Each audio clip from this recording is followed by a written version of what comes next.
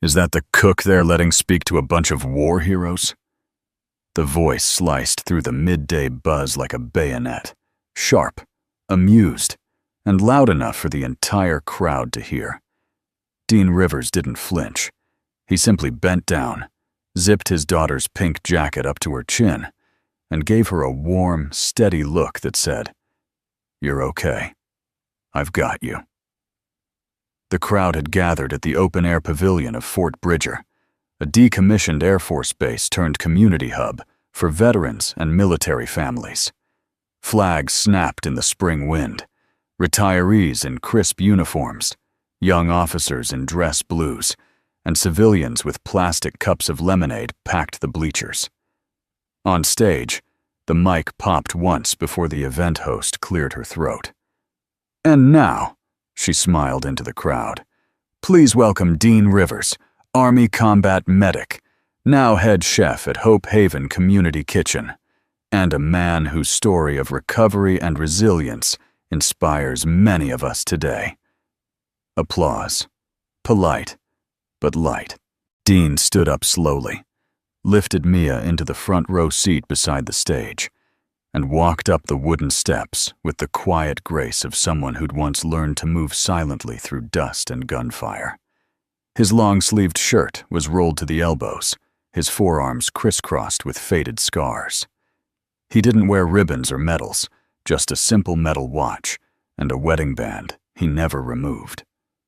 Behind him, leaning against a pole with his arms crossed, stood Jet Carson, chiseled, grinning, and already halfway through a bottle of some performance hydration brand. Beside him, his older sister, Kara Carson, stood like a statue, motionless, razor-eyed.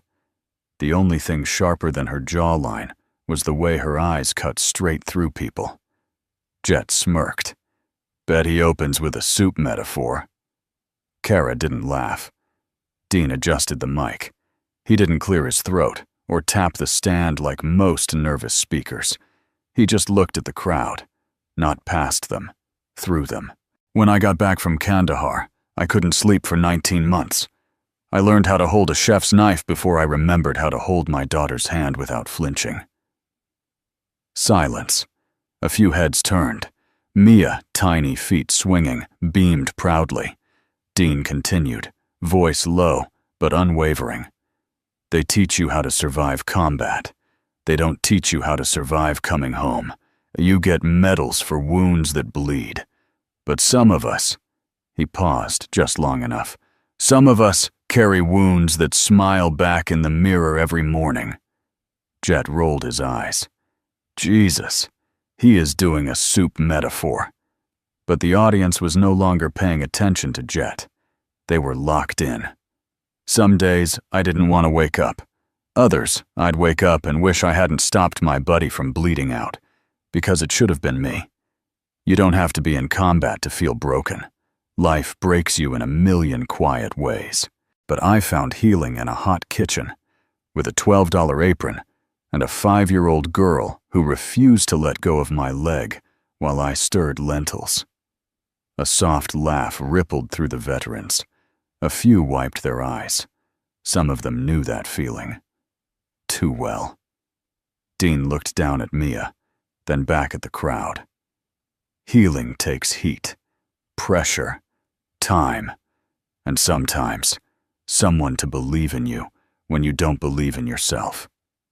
Before the applause could begin, Jet pushed off the pole. "Cute speech, Doc. Tell us, do you serve hugs with that soup?" A few people chuckled uncomfortably. The moment teetered. Kara's arms stayed crossed. Her eyes didn't move.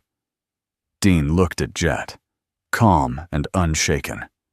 "I serve hope," he said, "and I can tell when someone's starving for it." The crowd oohed. Even Kara's eyebrow twitched. Almost a smile. Almost. Jet stepped forward, his voice dripping with arrogance. "Tell you what, Chef Boyardee, why don't we settle this the old-fashioned way? Gloves, you and me, 3 minutes, right now. You want to teach about healing? Let's see if you can take a hit." Someone laughed. Someone gasped. Kara didn't blink. Dean looked at Mia, then back at Jet. Then he said the last thing anyone expected. 3 minutes, he said, nodding. That's all I need. 20 minutes later, the crowd had moved from the pavilion to the gymnasium on base. A cavernous hall with faded red mats, aged lockers, and the ghostly scent of sweat and pride lingering in the air. A ring had been pulled from storage, 2 sets of gloves tossed onto a table. Jet bounced on his heels like a show pony. Kara stood near the wall, arms folded, watching like a hawk about to test the wind. Dean? He was sitting quietly on the bench, taping his hands. No warm-ups, no bouncing, just silence. "You sure you're up for this?" a volunteer asked him. Dean didn't look up. "I've survived worse men than him, and worse reasons." Mia sat on the bleachers with an older vet in a cap labeled Vietnam. She looked worried. The old man leaned down and said, "Your dad's gonna be just fine, sweetheart. He ain't here to win. He's here to remind that boy what respect looks like." The bell rang. Jet charged. Dean didn't move. And in that moment, everything changed. The first punch missed Dean's jaw by half an inch. It cut through the air with a hiss and would have knocked down a lesser man.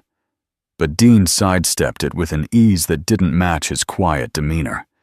He didn't even raise his gloves high. His shoulders were loose, his breathing even, like a man on a morning walk, not facing a military boxing champion in front of a bloodthirsty crowd. Jet Carson wasn't used to that kind of calm. It irritated him. "Come on, old man.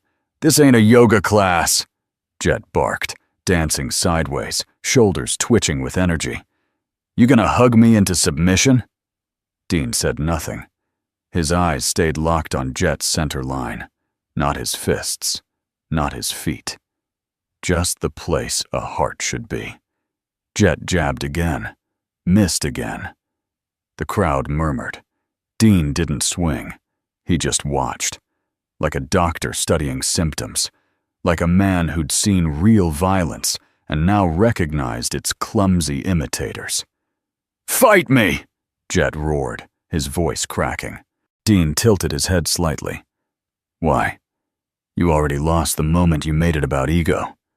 That sentence landed harder than any punch could have. Kara, watching from the wall, blinked for the first time since the match began. Her eyes narrowed. Something about the way Dean stood, rooted, calm, measured, bothered her. Jet lunged again. His fist connected with Dean's ribs. A clean shot, the kind that wins tournaments. Dean grunted, stepped back, and smiled slightly. "You hit like a man who's never been scared," he said softly. Jet flinched, as if the words stung more than the impact. "What's that supposed to mean?" Dean didn't answer. He simply circled, steady, watching, letting Jet burn his energy, letting the man unravel himself. The crowd leaned in. The atmosphere shifted. This wasn't a match anymore. It was a lesson. Time check. 1 minute down. 2 to go. Jet's next combo was fast, furious, and full of noise. But Dean moved like water. Slipping. Ducking. Blocking. The way he absorbed a glancing hook to the shoulder and rolled with it. It wasn't flashy. It was efficient. Old school. War-born. Someone in the audience whispered, "He's not fighting back."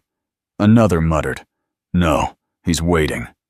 Jet's breath grew heavier, his punches sloppier. Dean finally spoke again, low but steady. "You ever hold a man's heart in your hands, Jet? Not metaphorically. I mean literally. While he bleeds out on your boots and calls for his mother." Jet hesitated mid-swing. Dean stepped just to the left and whispered, "That's what makes you a warrior. Not this." He tapped Jet's chest lightly, once, with his glove. Tap, not punch. Jet staggered backward as if the words carried more force than a hook. Dean continued, voice quiet enough for only Jet, and maybe Kara, to hear. You fight to prove something. I fight because I promised my daughter I'd never disappear again. Scared then, with surgical precision, Dean shifted his weight, planted his feet, and, with the same stillness that defined every second of his movement, let fly a single uppercut. It wasn't flashy. It wasn't angry. It was clean. The sound echoed, a sharp thwack, like a book slamming shut. Jet's head snapped back, and he crumpled to one knee, dazed. Blood trickled from the corner of his mouth. The crowd gasped. Then silence. Thick. Heavy. Dean didn't move. Kara stepped forward slightly. Jet looked up, blinking. He wasn't hurt badly, but he was humiliated, and for the first time in a long time, humbled. Dean knelt beside him. I wasn't trying to hurt you, he said gently. I was trying to show you something your rank, your power, and your followers won't. Jet stared at him, stunned. Dean continued, voice like warm steel. Real strength doesn't flex. It forgives. Ding. The bell rang. 3 minutes. Done. Dean stood, offered a hand. Jet hesitated, then took it. From the bleachers, Mia clapped. The old Vietnam vet next to her smiled wide. I told you, kid, he whispered. That's not a fighter. That's a father with purpose. Kara didn't clap. She didn't move. But something flickered across her face, something like confusion or curiosity. Later, in the locker room, Jet sat on the bench, towel over his head. His gloves rested on the floor, laces undone. Kara walked in, arms still crossed. You okay? She asked flatly. Jet grunted. Didn't think someone who makes meatloaf for a living could do that. Kara stared at the gloves, then at the ring outside the open door. She turned to leave, but paused, then muttered, just loud enough, maybe next time, don't swing at a man who's already lived through hell. As she left, Dean walked in from the hallway. They locked eyes. She nodded, the faintest gesture. He nodded back. It wasn't peace, but it was the start of something more dangerous. Respect. The gym was nearly empty. The echo of footsteps bounced off the steel rafters, swallowed by the silence that followed the storm. Dean sat alone at the far end of the locker room, hands resting quietly on his knees, the wraps still clinging to his wrists like faded bandages from a war long over, but never quite forgotten. His breathing was steady, his eyes fixed on the floor, not in exhaustion, in memory. Still taping your own hands after all these years? The voice came from behind, gravelly, familiar, worn by years of command and cigarettes. Dean turned his head slowly. Major William Bennett wheeled himself into view, dress blues neat, medals lining his chest like silent ghosts. The man looked like he had walked straight out of a military recruitment poster, if that poster had been burned, buried, and resurrected with a steel spine. Dean rose, not out of fear, out of respect. Sir, he said simply. Bennett chuckled. Still not a man of many words, I see. Good. The ones you do say tend to count. Dean smiled faintly. You didn't come just to check my hand wraps, did you? No, Bennett said. I came to see if legends still bleed. Dean glanced down at his bruised ribs, then back up. They do. They just don't bleed loud. There was a pause, a silence full of weight. Then Bennett wheeled closer, parked himself across from Dean, and let out a slow breath. You remember Kandahar? He asked. Dean didn't answer. He didn't have to. Bennett nodded slowly. I do. I remember the smell of burning sandbags and diesel. I remember you dragging a corporal twice your size through enemy fire with a bullet in your thigh. Dean's jaw tightened. You remember what they called you? Bennett asked. Dean looked away. Silent medic, Bennett whispered, almost like a prayer. The man who spoke with his hands, saved with his heart, and fought when no one else could. Dean's voice was low. That man died with my wife. Bennett's face changed, softer now. I saw what happened after. You disappeared. No fanfare, no farewell. You just vanished. Dean nodded once. I didn't want to be thanked for surviving. Another pause. Then Bennett leaned forward. You didn't just survive, Rivers. You kept others alive when everything was falling apart. You were the reason we didn't bury more boys out there. Dean's eyes were glassy now. That wasn't enough to save her. And there it was, the name unspoken, the grief that shadowed every smile, every slow breath, every choice. Bennett nodded, respectfully quiet. No, it wasn't, but you still saved something. Dean looked up. Bennett tapped his own chest. Yourself, that little girl of yours. And from what I saw today, maybe a few arrogant kids who needed to be reminded what strength really looks like. He let those words hang in the air, heavy and honest. Then Bennett leaned back. You still got the fight in you? Dean took a moment, then said, I've got a different fight now, one that doesn't end in 10 counts. Bennett grinned. Good answer. As he turned his wheelchair, about to leave, he stopped once more. That boy you dropped out there, his sister. Kara. She's not like him. Dean raised a brow. I noticed.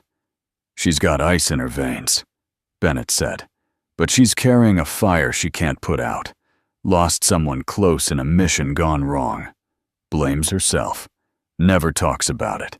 Never flinches. Never forgives. Not even herself. Dean's expression shifted slightly. Interest. Recognition. Bennett finished. You and her? You've seen the same storm. You just chose different ways to walk out of it. Then, without another word, the old warrior rolled out of sight, his silhouette swallowed by the shadowed hallway. Later that night, Dean stood in the community kitchen alone. The building was closed, the lights dimmed, except for the soft golden glow above the prep counter. A pot of soup simmered quietly, not for service, for stillness. He chopped vegetables slowly, rhythmically. The scent of garlic and thyme filled the air. It wasn't about food. It was about feeling. Mia sat at a table nearby, drawing stars with a dull crayon. Daddy? She asked, not looking up. Why did that man want to fight you if you were just talking? Dean wiped his hands on a towel, walked over, sat beside her. Some people hear kindness as weakness, he said gently, and they think hurting others will make them feel strong. She paused, coloring. Did you win? Dean tilted his head. What do you think? Mia looked up at him, then smiled. I think you didn't try to win. You just tried not to lose your heart. Dean laughed softly. Then maybe I did win. A knock came at the door. He stood, cautious, opened it. Kara Carson stood there, still in her black tank, hair pulled tight, face unreadable. But her eyes, those steel blue eyes, held something new. Not challenge, not judgment, curiosity, maybe even respect. I owe you a question, she said, hands in her pockets. Dean leaned on the doorframe. Just one? She almost smiled. Back there, when you said you fight for your daughter, was that true? Or was that just a line? Dean didn't hesitate. It's the only thing that's ever made me want to live again. Silence.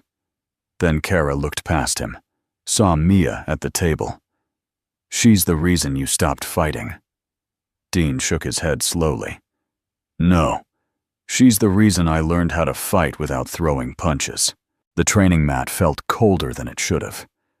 Kara Carson stood barefoot in the middle of the room, hands wrapped, hair pulled tight, eyes fixed on the center point of the floor like it owed her an apology.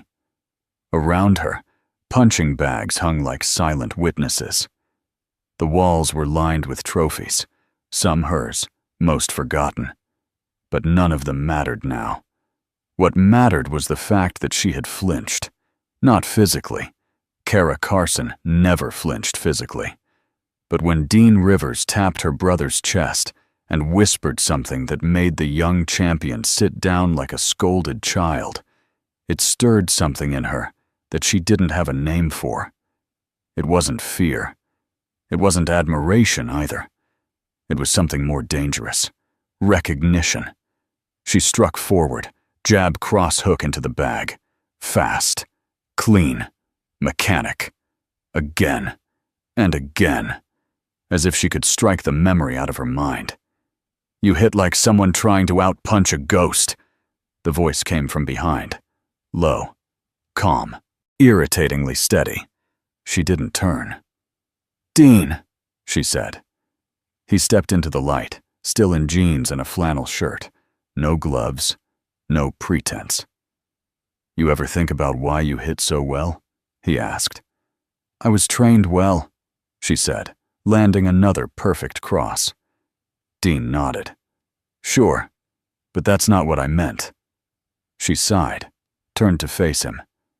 Then what do you mean? He looked at her, not the way men usually looked at her. There was no sizing up, no flirtation, no threat. Just awareness. You hit like someone trying to control the uncontrollable, he said softly.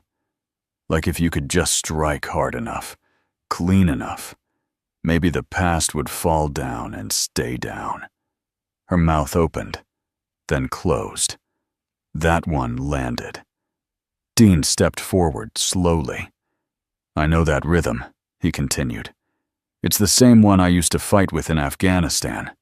Before I realized pain doesn't leave your body through your fists. It leaves when you stop pretending you don't feel it. She looked at him, and for a split second, her face cracked. Just enough. Don't psychoanalyze me, Chef. He smiled gently. I'm not. I'm relating. Kara turned away. You don't know me. No, he agreed. But I know what it's like to bury someone and take the blame with the coffin.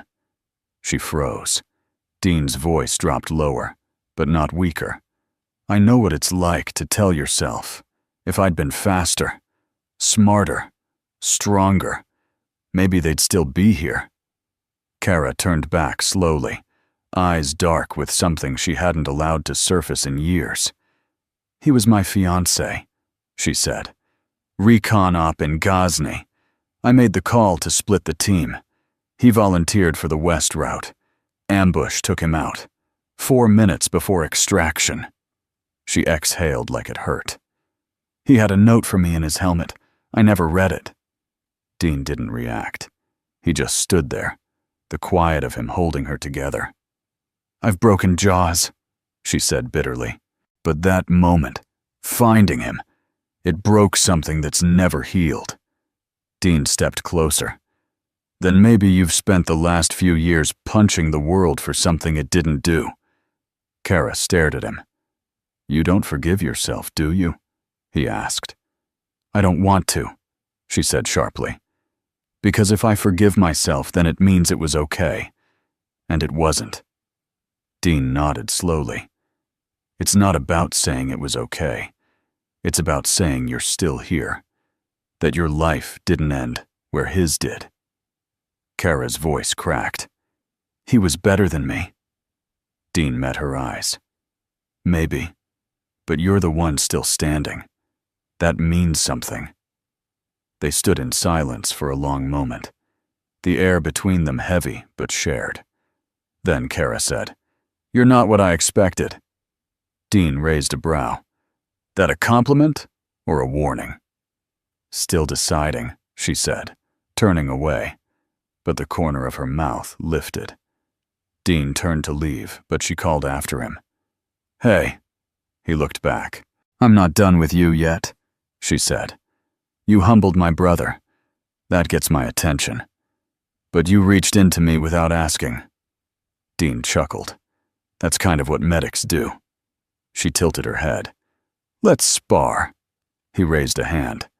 "I don't spar with people who are still bleeding inside." Her eyes sharpened. "Who says I'm still bleeding?" Dean looked at her, not smiling this time. "Only people who bleed that quietly train alone after midnight." Silence. Then, to her surprise, he didn't leave. He walked to the far end of the room, picked up a training mat, rolled it out, and sat cross-legged on it.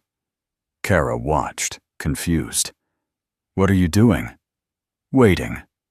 "For what?" He looked up at her. "For you to stop fighting the past long enough to breathe." The gym lights buzzed low, casting long shadows across the training floor. Somewhere, a leaky faucet dripped with mechanical rhythm, like a clock ticking toward something inevitable. Dean didn't move from the mat. Legs folded, hands resting on his knees, eyes calm. The picture of stillness in a room built for impact. Across from him, Kara paced like a caged predator. Her fists were clenched, shoulders stiff, jaw tight. "You just gonna sit there and meditate me into silence?" she snapped. Dean didn't flinch. "Only if it works," she scoffed. "You don't get to do this. You don't get to walk in, talk like you know me, then decide you're the antidote to my damage." Dean raised an eyebrow. "Who said I was trying to fix you? You're trying something." He nodded slowly. "I'm showing up." That stopped her. "I've known Marines, SEALs, SEALs, Rangers. You name it," she said, voice sharp. "And none of them ever tried to sit with a storm." Dean met her gaze. "That's the difference. I'm not trying to survive you. I'm trying to understand what's underneath the noise." She stepped closer, face inches from his. "You think just because you've seen blood and sand and grief that you get to read me like some broken field manual?" Dean's voice was quiet. "No, but I know what it's like to hate the silence so much.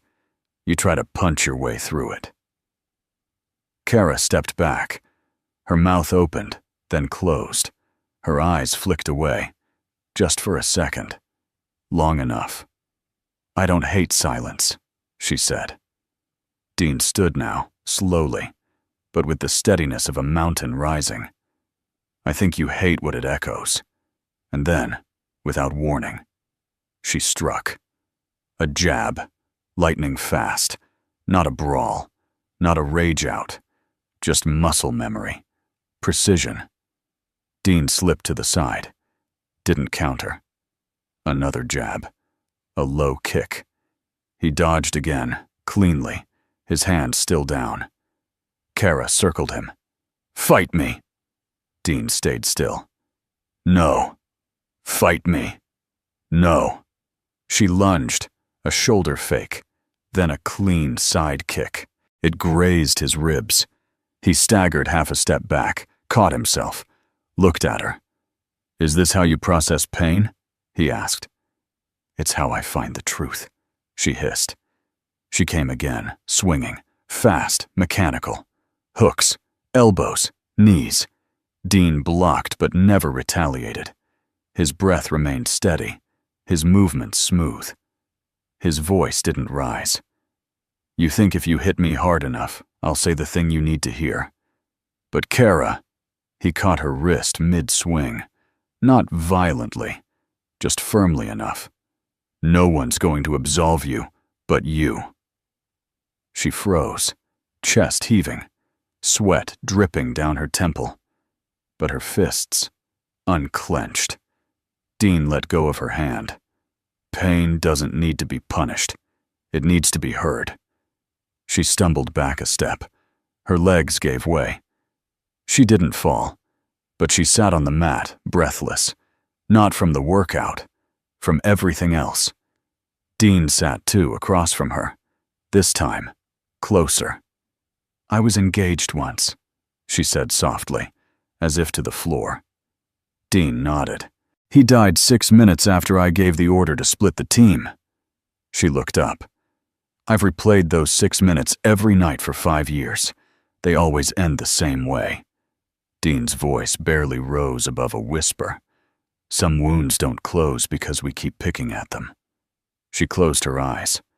"I kept thinking if I never let go of the guilt, then maybe part of him stays alive." Dean leaned forward.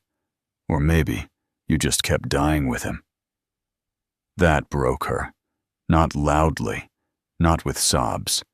Just a single breath that trembled its way out of her chest like a truth finally let loose.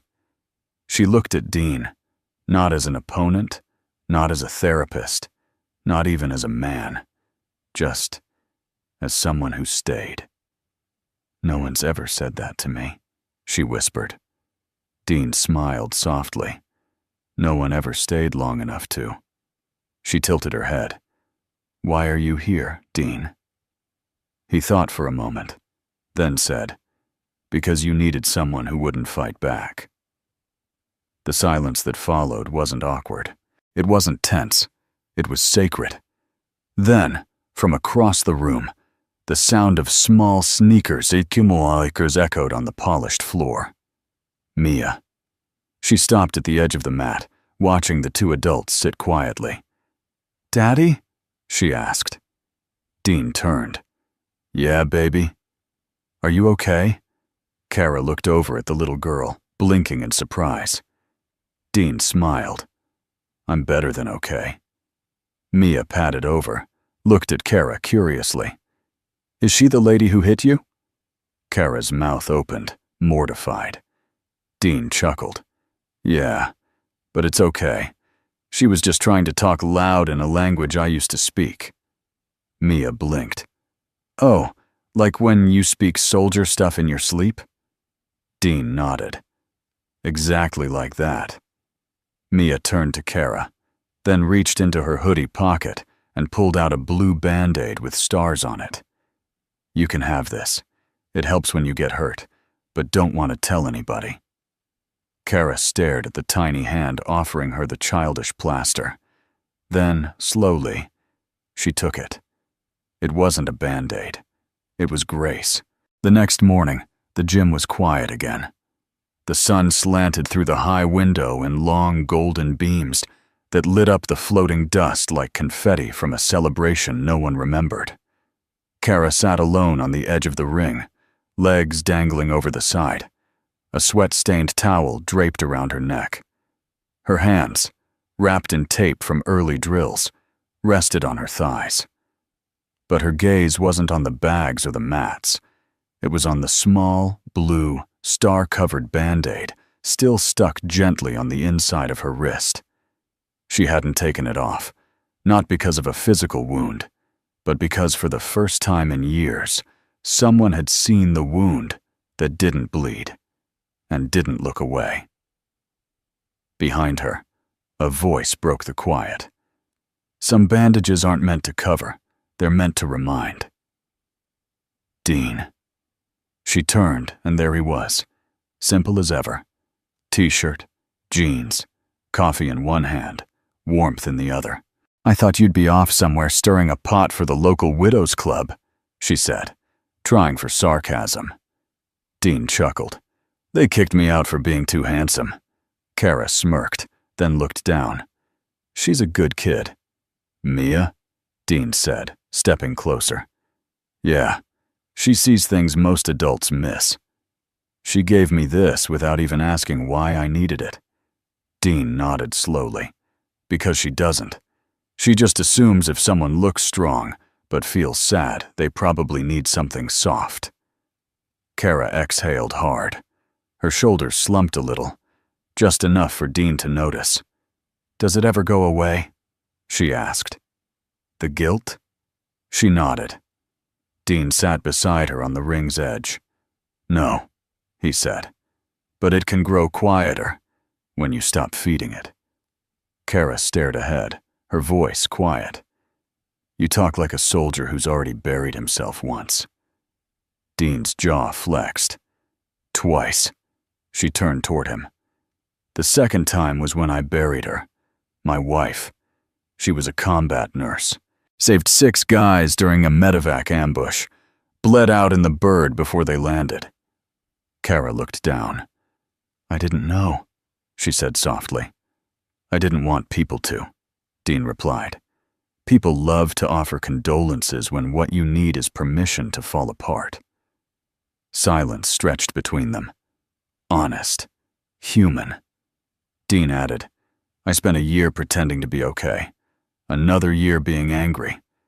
Then one morning, I woke up and heard my daughter humming in the kitchen. Off-key. Loud. Happy." He smiled faintly. "It hit me. She still believed I was whole." Kara looked at him, something flickering behind her eyes. "She saved you?" Dean nodded. "And not by doing anything heroic, just by needing me to still show up." Kara's voice cracked. "I don't have anyone who needs me." Dean shook his head. "That's the biggest lie we tell ourselves, that the world keeps spinning the same with or without us." She stared at him, eyes glistening. "I wake up sometimes thinking I still have time to change the call I made. I reach for the radio, and then I remember." Dean swallowed hard. "I still set 2 mugs every morning," he said. "One for me, one for her. I don't know if that makes me broken or just still in love." Kara blinked. "That doesn't make you broken. That makes you real." Dean's gaze held hers. "So are you." Kara looked away quickly, as if afraid of what she might say if she didn't. "I haven't cried in front of someone since I was 16, she murmured. "That wasn't crying," Dean said, smiling gently. "That was just your armor melting a little." She gave a short laugh, wet and disbelieving. "I don't know what this is," she whispered. "You, me, this, space. It's not a fight, and it's not silence. It's something in between." Dean didn't try to define it. "Maybe it's where healing begins," he said. Kara went quiet again, but her breathing was steadier, her posture less rigid. She looked down at the Band-Aid one last time, then peeled it off slowly and held it in her palm. "Time to let it breathe," she said. Dean watched her with quiet pride, not for being tough, for being brave enough to be soft. She stood, brushing off her knees. "Want to spar?" Dean grinned. "I thought we just did." Kara shook her head. "No fists this time. Just words." He raised an eyebrow. "You sure? I've got a mean jab when I get poetic." She laughed. This time, a real laugh. And something broke open in the room. A crack of light in all the stone. Dean stood beside her. Close, but not invasive. "You want coffee?" he asked. She nodded. "With whiskey in it?" Kara looked at him sideways. "You're trying to get me to open up." "No," he replied. "I'm trying to keep you warm while you figure out how."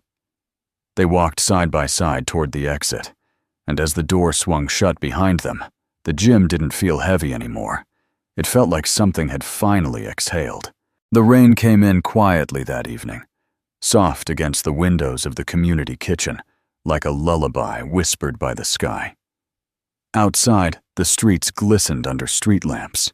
Inside, the air was warm, the scent of roasted garlic, rosemary, and something baking in the oven wrapped the room in comfort. Dean moved through the kitchen with practiced ease. He wasn't measuring, just feeling, the way only someone who's cooked through grief learns to do. the way you stir when you need the silence to soften. At the far table, Mia was coloring a homemade place card that read, Ms. Kara. The K was backwards, but the heart next to it was perfectly centered. You think she'll like the soup? Mia asked. Dean glanced over. I think she'll pretend not to, just to keep me humble. Mia grinned. She's kinda like a soldier cat. A what now? You know, quiet, sharp, but if you pet her right, she might purr. Dean laughed out loud. You should be writing poetry. I already am, Mia said seriously. You just don't know where I hide it. There was a knock at the back door. Mia scrambled off her stool. Dean let her answer it. A small ritual of trust they'd built over years. Kara stood outside, hoodie damp from the drizzle, hair tucked behind her ears, holding a pie that looked suspiciously store-bought. I brought dessert, she said flatly. Mia took the pie like it was a golden trophy. We'll forgive you if it's apple. It's not. Mia blinked. We'll still forgive you. Kara stepped inside slowly, her eyes scanning the warm kitchen like a soldier entering a former war zone that now smelled like basil. You cook like you're trying to heal someone, she said. Dean handed her a towel. Aren't we all? They sat at the small wooden table, lit by a single hanging bulb, the kind that made everything look like a still from an old film. Mia bowed her head and said grace, short and sweet. Thank you for food, for this room, and for not being alone. Dean and Kara exchanged a glance. That last line lingered. Dinner passed in soft clinks and quiet chewing. Dean served soup, grilled vegetables, cornbread warm from the oven. Kara ate slowly, methodically, like someone who didn't trust nourishment unless it proved itself. Halfway through, she spoke. You ever miss being angry? Dean didn't look up. All the time. Kara tilted her head. Why? Because anger's easier than grief. It's louder. Feels like doing something, even when it's not. She stirred her soup absently. Yeah. Silence is harder. Dean looked up. So is peace. Kara paused. I don't know what peace looks like. Dean folded his napkin. It looks a lot like choosing not to run, or fight, or numb out. Mia piped in from across the table, eyes wide. Peace is when Daddy lets me eat marshmallows before dinner and just smiles. Kara smiled, a real one, and looked at Dean. He shrugged. She caught me on a weak Tuesday. They all chuckled, and for a moment, the heaviness slipped out the back door with the rain. After dinner, Mia yawned dramatically and made her way to the couch with a coloring book and an old quilt. Kara helped Dean with the dishes, sleeves rolled up, water warm on their hands. This feels dangerously domestic, she said. Dean grinned. Don't panic. No one's proposing. Kara shot him a sideways glance. You always use humor to dodge? Only when I'm feeling things I don't know how to file. She nodded. Same. They worked in silence for a while, the kind that felt like a conversation just under the surface. Then Ara spoke again, quieter this time. You know, I thought strength was measured by how much you could carry. Dean dried a plate slowly. And now? She met his eyes. Now I think maybe it's about knowing when to set something down. Dean didn't speak for a long time. Then he said, some people live their whole lives without learning that. Kara stepped back, dried her hands, and leaned against the counter. I'm not saying I'm fixed, she said. Good, Dean replied. I wasn't trying to fix you, just feed you. She smirked. And give me existential clarity over soup? Dean leaned beside her. Only the best recipes include a side of soul work. They both laughed softly, not forced, not awkward. Kara looked around the kitchen. This place, It feels like someone rebuilt a heart and added chairs. Dean tilted his head. That's exactly what it is. A moment passed, then another. Dean reached behind him, grabbed a small Polaroid from the fridge, and handed it to Kara. It was a photo of him and Mia from 2 years ago. Mia's hair was shorter, her grin toothier. Dean looked tired, but happy. She saved me, he said quietly. But this kitchen, this saved what was left. Kara looked at the picture for a long time, then set it back on the fridge with care. I'm not used to being in places that don't want something from me. Dean met her gaze. Then maybe it's time to stay in one. Silence again. But this time, it was full of something. Not fear, not tension, not obligation. Possibility. Mia's voice called from the living room. Miss Kara? Yeah? Kara answered. Do you want to stay for movie night? We watch old ones with no color, but all the feelings. Kara looked at Dean. He didn't pressure her, just waited. She exhaled slowly. I think I've got one more quiet thing left in me tonight. The next morning came with a stillness that felt deliberate, like the world was holding its breath. The storm had passed. The sky, painted in soft strokes of gray and gold, spilled quiet light over the town like a promise. Dean sat at the kitchen table alone, a steaming mug in his hands. Across from him, an unopened envelope lay flat against the wood. It was old, creased, edges curled, and yellowed ever so slightly with time. The handwriting was unmistakably his, but he had never sent it. It was the letter he'd written after Emily died. Not to anyone, just to her. Because sometimes the heart needs to speak, even when no one is left to hear it. He hadn't read it since he wrote it. But something about Kara's presence, her pain, her fight, her silence, had unearthed something inside him, something that had been locked away with too much reverence and not enough healing. The door creaked behind him. Kara stood there, in Dean's hoodie, too big for her, sleeves covering her hands. Her hair was pulled back in a loose, messy knot. And yet, she looked softer than she ever had. Not weaker, just less braced for impact. You always up this early? She asked. Dean smiled without looking up. Old soldier habit. I don't trust a sunrise I didn't earn. She padded barefoot to the table, eyeing the envelope. What's that? She asked. A letter, Dean replied. She waited. He didn't offer more. She poured herself coffee and sat. The steam curled between them like something alive. Want to read it? She asked. Dean hesitated, then nodded once, slow and deliberate, like lowering a flag that had flown too long. He slid the letter open, unfolded the page with careful fingers. Then he began, his voice steady but quiet. Emily, I made pancakes today and didn't burn them. Mia said I'm a kitchen warrior now. You'd laugh. You always said I'd only learn to cook after disaster. Turns out, you were right. Again. I keep replaying the sound of your laugh. It fades a little each month, and that terrifies me.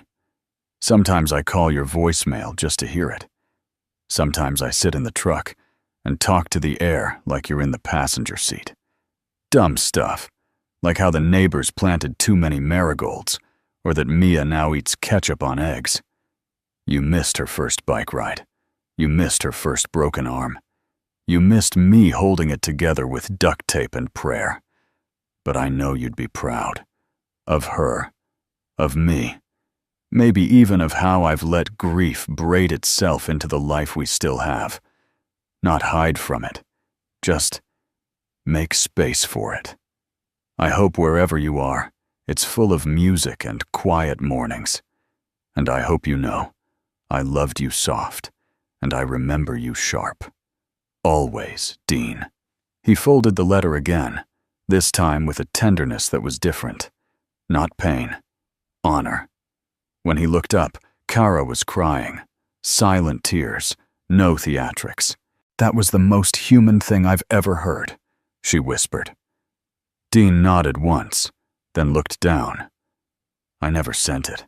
I didn't know where to send grief." Kara wiped her eyes with her sleeve. "You just did." Silence stretched again, but this one didn't sting. It soothed. She reached across the table and touched the edge of the letter. "I wrote one too," she said. Dean looked at her, surprised. "To him?" She nodded. "Back when the guilt wouldn't let me sleep." Dean didn't ask to read it. He didn't need to. Instead, he said, "Sometimes the only way to let go is to say the thing you never got to." Kara breathed deep. "I said I was sorry, that I should have gone left instead of right, that he died because of a call I made." Dean leaned in slightly. And what would he say back if he could? She stared at the table. That it wasn't my fault. That war doesn't run on perfect calls. It runs on survival and scars. Dean's voice dropped low. "Then maybe it's time you believed him." Kara nodded slowly. "You know the weirdest part?" she added. "What?" "This place. Your kitchen, your girl, your stupidly perfect pancakes. It feels more like home than anywhere I've been stationed." Dean's lips twitched. "Even with the marigolds out front?" "Especially with the marigolds." She stood up then, suddenly. "Let's go." Dean raised a brow. "Go?" "Yeah," she said, already pulling on her jacket. "I need to do something." They drove in silence, the old truck humming along country roads, the sun rising behind them like a silent witness. She directed him to a field, not marked on any map, just a wide-open space where grass met sky. A single wooden cross stood at the top of a hill. No names, no flags, just memory. "This is where I left him," she said. Dean got out, didn't speak, just followed her up the hill. Kara reached into her pocket and pulled out a crumpled envelope.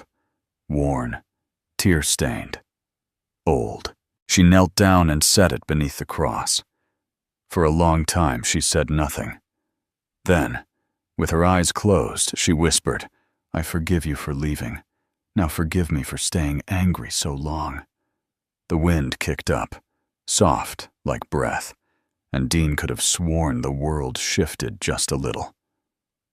When they walked back to the truck, Kara looked lighter, not healed, healing. Dean opened the passenger door for her. She hesitated, then looked up at him. "You think broken people can build something real?" He didn't hesitate. "I think only broken people can." The gym was different that day. Not quieter, just charged. Like a storm had crawled into the rafters and waited, breathless. Even the punching bag swung lazily, as if anticipating what was coming. Dean stood at the edge of the ring, taping his knuckles. Methodical. Calm. But inside, there was a pulse. Not of fear, of focus. Controlled fire. Kara stood beside him, arms crossed, jaw tight. She hadn't spoken much since they got back from the field. Something had shifted inside her, something deeper than forgiveness. It was resolve, but also protectiveness. "You don't have to do this," she said. Dean looked over at her. "It's not about fighting him." She narrowed her eyes. "Then what is it about?" He pulled the tape snug. "It's about showing him who I am, not who he thinks I am." The gym doors slammed open. Jet Carson entered like a headline. Tall, sculpted, all bravado wrapped in a uniform of entitlement. Behind him, his sister, Lieutenant Brielle Carson, walked with the cold precision of someone who had never been told no. Her eyes scanned the room like it belonged to her. Jet dropped his duffel and cracked his neck. Well, well, the kitchen guy thinks he can throw punches. Dean stepped into the ring, quiet as dusk. I don't think, he said. I know. Brielle scoffed. This isn't a soup kitchen. You don't belong here. Kara stepped forward, voice low and fierce. He belongs anywhere character is required, which is more than I can say for you. Jet laughed. You vouching for this guy now, Kara? Thought you were smarter than that. Dean raised a hand. Let's not waste time on words we don't mean. Jet climbed into the ring, gloves already on, bouncing on his heels. You really think this is going to prove something? Dean met his eyes. No, but maybe it'll remind you of something you forgot. Humility. The bell rang. They circled. Jet came in hard. Fast jabs, textbook form. Dean absorbed the blows with controlled poise, not reacting with ego, but reading, calculating, breathing. Then, like lightning, he struck. 1, 2. A body shot that folded Jet's stance, not to hurt, to shake the rhythm. You fight like a man who never had to earn his strength, Dean said between breaths. That's why it's brittle, Jet snarled. You think you're better than me? Dean ducked a wild hook, then tapped his glove to Jet's temple. A reminder, not a message. I think you've never been tested by anything that didn't bow to your name. The crowd had gathered. Other soldiers, trainees, gym staff. Quiet, watching. Kara leaned in the ropes, eyes locked. Jet came again, harder now, embarrassed. Pride wounded. Dean sidestepped, landed a clean counter. You fight with your fists, Dean said. I fight with everything I had to survive. Jet hesitated. That pause, that flicker of doubt, was enough. Dean stepped in, not to finish the fight, but to end the lie. He landed one final blow, clean, centered, not violent, but undeniable. Jet crumpled to a knee. The gym fell silent. Dean stood over him, breathing heavy. Steady. He didn't gloat, didn't raise his arms. He simply said, You don't become strong by winning. You become strong by losing and still showing up. Jet looked up, not furious, humbled. Brielle stormed forward, fists clenched. You humiliated him. Dean turned to her. No, he said. I reminded him what real men look like. Her jaw clenched. You think you're a better leader than us? Dean looked her in the eye. No. I think leadership is earned in silence, in kitchens, in little girls' prayers, not just war rooms and boxing rings. Brielle stepped into the ring. Kara moved between them. You want to keep swinging? Kara said. Try me. There was a beat of standoff. 2 women, both cut from steel, but only one who had learned softness. Brielle's expression cracked. Just a fracture, but it was enough. You were one of us, she said to Kara. I still am, Kara replied. But I don't follow blind anymore. Brielle's shoulders dropped, not in defeat, in realization. Then, something unexpected. She extended her hand to Dean, not with warmth, but with respect. I don't like you, she said, but I understand you now. Dean shook her hand. That's all I ever wanted. As they left the ring, Kara slipped beside Dean. You didn't just win that fight, she whispered. You changed the temperature of the whole room. Dean looked around. Sometimes a man has to bleed a little truth before people start listening. Kara bumped his shoulder. That quote yours? Probably stole it from Mia. They both laughed, walking into the late afternoon light. And behind them, a gym full of soldiers stood in stunned, silent recalibration. Because once in a while, a man walks into a ring not to prove he's strong, but to remind everyone what strength really looks like. The sun was dipping low, casting gold across the porch, as if the day itself had paused to listen. Dean sat on the wooden steps with Mia curled beside him, her head resting against his shoulder, a popsicle melting quietly in her hand.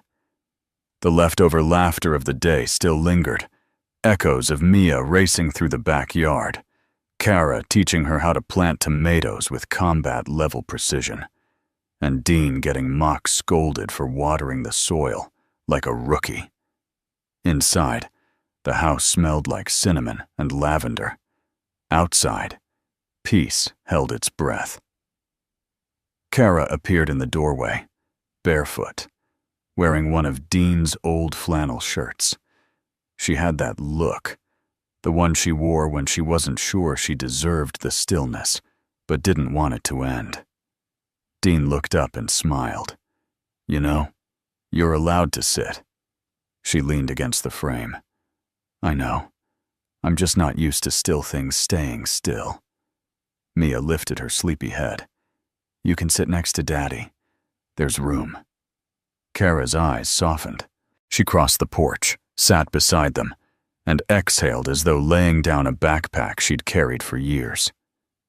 "You ever think," she said quietly, "that maybe some people aren't born for peace, but they can learn it?" Dean nodded. "Same way some people aren't born for war, but they fight anyway. For what matters?" She looked over at him. "What matters to you now?" Dean wrapped an arm around Mia, whose eyes had started to close. "This, right here, unscripted, undeserved, but real." Kara looked down at her hands. "I used to think I had to earn every quiet moment, that unless I bled for it, it wasn't mine." Dean turned to her. "Maybe the hardest thing for a warrior to learn is that love doesn't demand proof, just presence." She didn't answer, but her fingers found his, and for a long stretch of time, they just were, three people, connected not by blood or plan, but by the quiet miracle of having survived long enough to find each other. As dusk fell, Kara helped Dean carry Mia to her bed. She tucked the little girl in with a care that surprised even herself. Dean stood in the doorway, watching. Not the act, but the transformation. "She's got good instincts," Kara whispered. "She's got a good compass," Dean replied. "She points people home." Later, in the kitchen, Kara found a photograph on the fridge. It was new, a Polaroid of the three of them in the garden earlier that week. Mia's hair was wild, her hands full of dirt. Dean had a crooked grin. Kara looked content. "You put this up?" she asked. Dean nodded. "Felt like the right wall for it." She smiled slightly. "I used to hate pictures. Proof of moments I thought I'd never get back." He leaned against the counter. "And now?" "Now," she said, fingers brushing the photo. "They feel like proof that new ones are possible." Dean hesitated, then walked over, something unspoken resting heavy on his chest. "I don't want you to leave," he said simply. Kara's breath caught. "I mean," he added quickly, "if you want to go, I'd never stop you. But this place, it's better with you in it." She turned to him. "Dean, I'm not used to being needed like this, not by someone who actually sees me." "I don't need you to fill a space," he said, voice low. "I need you to be in it, as you are." Kara looked away, blinking back a storm. "What if I mess it up?" He touched her cheek. "Then we clean it up together." She searched his face, not for lies, but for fear, and found none. "I never thought I'd fall in love in a kitchen," she whispered. Dean smiled. "I never thought I'd fall in love again." She leaned her forehead to his. "What do we call this?" He exhaled. "A beginning." And in that quiet, Something holy passed between them, not in fireworks or declarations, but in the ordinary holiness of choosing. Outside, the stars blinked on. Mia stirred once in her sleep, then settled deeper. Dean and Kara stood in the kitchen of a home that had never been part of the plan. And yet somehow, it was exactly what they'd been fighting for all along. Because love, the real kind, doesn't arrive with fanfare. It walks in, barefoot and unsure, and makes itself at home. There are some mornings that don't need coffee to feel alive, just a breeze through the kitchen window, the hum of sunlight on the floorboards, the sound of small feet pattering across tile, and laughter. Real laughter, not forced, not polite. The kind that rises from a soul no longer carrying its own weight alone. Dean stood barefoot at the stove, flipping pancakes like a man with nowhere else he'd rather be. Kara leaned against the counter behind him, arms folded, a quiet smile tucked into the corner of her lips. She wore the same flannel she'd borrowed weeks ago. It had never made its way back to his closet. He hadn't asked. Mia barreled in, hair wild, dragging a stuffed rabbit by one ear. "Daddy!" she squealed. "She made my braids stay in all night." Dean turned, mock serious. "We may have to keep her then." Kara sipped her tea. "That was the deal, right? If I crack the code of 6-year-old hair, I stay?" "Actually," Dean said, flipping a pancake mid-air with a grin. "The deal was if you didn't burn the bacon. You barely passed." Kara raised a brow. "I was operating under enemy kitchen conditions. No proper utensils. Flour from 2008. Dean chuckled. "Excuses, soldier." Mia giggled, climbing onto her stool. "You guys sound like a movie." Dean looked at Kara. "Maybe we are." They ate slow, like people who understood time was no longer a thief. They didn't speak much, but there was no silence. Only presence. Full, forgiving, and free. Later that day, Kara stood alone on the back porch, watching the wind play with the laundry. She held something in her hand, a small velvet box. Not new, not expected, just possible.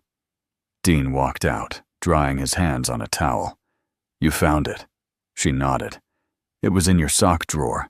Classic hiding spot." He shrugged. "Didn't think I'd use it. Just kept it. I don't know. For hope, maybe." Kara opened the box. Inside was a ring. Simple. Silver. Etched with mountains along the edge. "You were gonna propose?" Dean took a breath. "A long time ago, yeah. Back when I thought love came once and then it was gone forever." She closed the box gently, as if it were sacred. "And now?" Dean looked out at the yard. Mia was chasing butterflies. "Now I think love doesn't knock. It walks in when the door's been left open too long. And it doesn't always look like what we lost. Sometimes it looks like what we never thought to ask for." Kara held his gaze. "No big gestures," she said. "No music. No kneeling." He smiled. "You want that?" She shook her head. "No. I want this. Just this." She slipped the ring on her own finger. "I'm not saying yes to a question," she whispered. "I'm saying yes to a life. With you. With her. With pancakes and bad bacon." Dean stepped forward, touched her face. "You sure? I've never been more sure of anything I didn't plan." They kissed. Not like movies, not like stories. Like home. Weeks later, the three of them sat around a campfire just outside town, wrapped in flannel and firelight. Mia roasted marshmallows. Dean played an old guitar. Kara leaned against his side, her boots scuffed, her heart no longer guarded.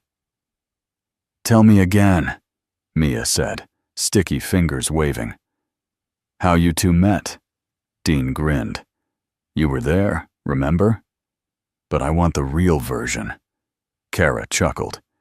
You mean the one where your dad made a fool of himself? Dean protested. That was strategic humility. Builds character. More like you were trying to impress me by cleaning mashed potatoes off a colonel's boots. Kara looked at Mia. And somehow, that moment started everything. Dean added, because sometimes the beginning of something beautiful doesn't look like fireworks. It looks like cleaning up a mess. Mia yawned, then smiled. I like our mess. Dean kissed her forehead. Me too, Bug. As the fire crackled and stars unfolded above them, a soft quiet settled over the clearing. Not silence. Peace. Because peace isn't always loud. It doesn't always arrive with parades or victories. Sometimes it shows up in the slow rebuilding of hearts, in the learning, in the forgiving, in the choosing, again and again, to stay. Dean wrapped his arm around Kara. She laid her head on his chest. You think we'll get it right? She asked. No, he said, then smiled. But we'll get it together, and that's better. And somewhere between the stillness and the stars, a single dad, a soldier, and a little girl who believed in braids and second chances, made a life no one saw coming, a life they wouldn't trade for anything. Because sometimes, the quiet that comes after isn't empty at all. It's everything. Before we go, we'd love to know, where in the world are you watching from? Let us know in the comments below. It's always heartwarming to see how these stories are reaching kind souls from every corner of the globe. If this story touched your heart, consider subscribing to Soul Moments for more true-to-the-heart tales that celebrate love, healing, and the quiet miracles of everyday life. Thank you, truly, for spending time with us today. From our little storytelling family to yours, take care, stay kind, and we'll see you in the next story.